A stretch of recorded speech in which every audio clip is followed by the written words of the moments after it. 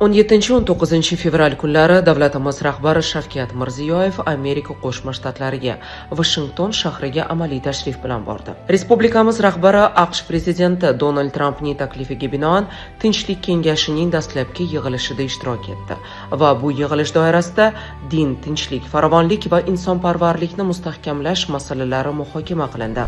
Наша встреча является ярким проявлением международной солидарности, миротворчества и общего стремления к улучшению ситуации на Ближнем Востоке. Подчеркну, что Узбекистан готов внести посильный вклад в возведение жилых домов, детских садов, школ и больниц.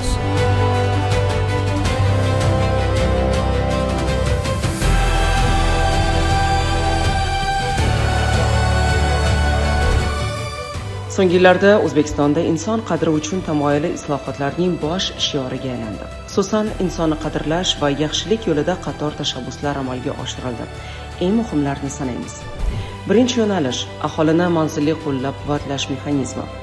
Davlatimiz rahbari tomonidan temir daftar, ayollar daftari, yoshlar daftari tizimlari joriy etildi.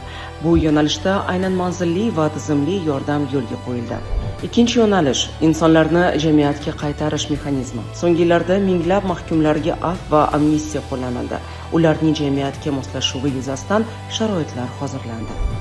Uchinchi yo'nalish tashqi siyosatda insonparvarlik tamoyilini qo'llash mexanizmi. O'zbekiston tashqi siyosatida insonparvarlik yondashuvi aniq namoyon bo'lmoqda.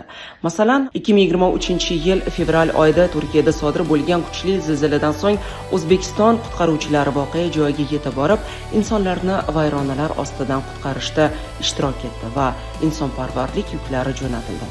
Yordam qo'shni Suriya hududlariga ham yetkazildi. Shuningdek, yurtimizda ota-onasiz yoki qarovsiz bolalar, nogironligi bo'lgan shaxslar hamda yolg'iz keksalar uchun muruvvat ko'rsatish ham alohida qadriyatga aylangan. Quvonarlisi, nafaqat davlat, balki jamoatchilik vakillari va tadbirkorlar ham aholini ijtimoiy va ma'naviy jihatdan qo'llab-quvvatlash bo'yicha xayrli tashabbuslar ko'rsatishmoqda. Zero davlatimiz rahbari aytganlaridek, Bizning muqaddas dinimizda ham buyuk allomalarimiz boy ilmiy va ma'naviy merosda ham inson hayot gavhari, tengsiz mo'jiza sifatida ulug'lanadi. Inson davlat va jamiyat uchun maqsadga erishish vositasi emas, aksincha ana shu maqsadning bosh mazmuni va manbai hamda eng oliy qadriyat bo'lishi lozim.